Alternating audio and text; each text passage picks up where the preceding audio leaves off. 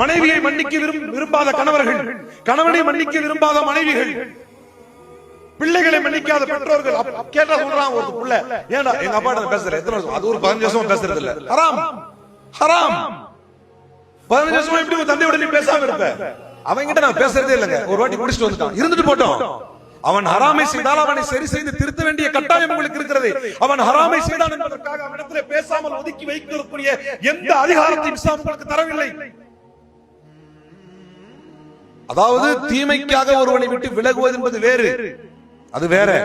நீங்க விலகுனீங்கன்னா அவன் அந்த தீமையை சுற்றி காட்டிக்கிட்டே இருக்கணும், அது உங்க கடமை, அது சப்ஜெக்ட் வேற. ஆனால் நம்ம பேச்சை மீறி போயிட்டான் ஒரு வாட்டி, அவன் திருந்துகிறான், அவன் சரியாயிரான், திரும்பி வந்து கேட்கிறான், ஆனால் இவர் மன்னிப்பதில்லை, இவர் உச்சத்துக்கு சென்று விடுகிறார். நம்மிடத்திலே பொருளாதாரம் பெற்ற ஒருவன் ஏதோ ஒரு நிலையில் தவறிவிட்டான், திரும்பி வந்து இல்லங்க தப்பா நடந்து போச்சு, மன்னித்து விட வேண்டும். ரசூலுல்லாஹி ஸல்லல்லாஹு அலைஹி வஸல்லம் அப்படித்தான் இந்த சமூகத்தை பண்படுத்தினார்கள். சஹாபாக்களை அப்படித்தான் அல்லாஹ் உருவாக்கினார்கள். உண்மையிலேயே தமிழ்ல இன்னைக்கு ஃபேமஸா சொல்லுவாங்க, மன்னிப்பு எனக்கு அகராதியிலே கிடையாது அப்படின்னா சொல்லுவாங்க.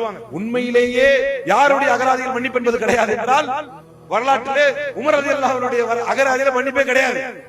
எவனா இருந்தாலும் அடிதான், எவனா இருந்தாலும் வெட்டுதான். ஆனால் அந்த உமரையே அல்லாஹ்வும் அல்லாஹ்வுடைய தூதரின் மார்க்கமும் மாற்றி அமைத்தது.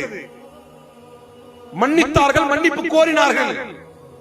சைலண்டா உட்கார்ந்து இருக்கும்போது ஒருத்தர் வந்தார், அமீருல் முஃமினீனே ஒரு பிரச்சனை அப்படின்னாரு. டேய் அதுக்குன்னு உட்கார்ந்து இருக்கும்போது வராம இப்பயே வந்த அப்படின்னு அடிச்சார். அடித்தவுடன் ஒரு மாத்திரத்தில் அவரை அழைத்து சொன்னார், மறுமையில் என்னை குற்றம் பிடித்து விடாதேப்பா, ஏதோ ஒரு யோசனையில் அடிச்சிட்டு மீண்டும் என்னை இதே போல என்னை அடித்து விடு. உலகின் பேரரசர்கள் எல்லாம் கண்டு அஞ்சி நடுங்கிய ஒரு மாபெரும் பேரரசராக வலம் வந்த உமர் ரலியல்லாஹு அன்ஹு அவர்களை இஸ்லாம் இப்படி மாற்றியது. மன்னிப்பு கேட்டார்கள், மன்னிப்பை கொடுத்தார்கள். மன்னிப்பை அல்லாஹ்வுடைய தூதர் சொல்லிக் கொடுத்தார்கள். அல்லாஹ் உங்களை மன்னிக்க வேண்டுமா? அர்-ராஹிமூன் யர்ஹமுஹுமுர் ரஹ்மான் யர்ஹமு மன் ஃபில் அர்தி யர்ஹமுக்கும் மன் ஃபிஸ் ஸமா. யார் இரக்கம் காட்டுகிறாரோ, அர்-ராஹிமூன் யர்ஹமுஹுமுர் ரஹ்மான், இரக்கம் காட்டுபவர்களுக்கு அந்த ரஹ்மான் இரக்கம் காட்டுகிறார். யர்ஹமு மன் ஃபில் அர்த், பூமியில் இருப்பவர்கள் மீது நீங்கள் இரக்கம் காட்டுங்கள். யர்ஹமுக்கும் மன் ஃபிஸ் ஸமா, வானத்தில் இருப்பவர் உங்களுக்கு இரக்கம் காட்டுவார். நீங்கள் மக்களை மன்னித்து பழகுங்கள், இலகுவாக அணுகுங்கள், எதையும் லேசாக்குங்கள், அன்போடு அணுகியதை மன்னித்து பழகுங்கள், அல்லாஹ் உங்களை மன்னிப்பார். உங்கள் குற்றங்கள் மன்னிக்கப்பட வேண்டும் என்று உங்களுக்கு எண்ணம் இருக்கிறதா? உங்கள் பாவங்களை அல்லாஹ் மன்னிக்க வேண்டும் என்கின்ற எண்ணம் உங்களுக்கு இருக்கிறதா? உங்களை ஏமாற்றியவன், உங்களுக்கு நோவினை செய்தவன், உங்களுக்கு துன்பங்கள் துயரங்களை கொடுத்தவனை மன்னித்து பழகுங்கள். இதான் இஸ்லாம் சொல்லிக் கொடுக்கிறது.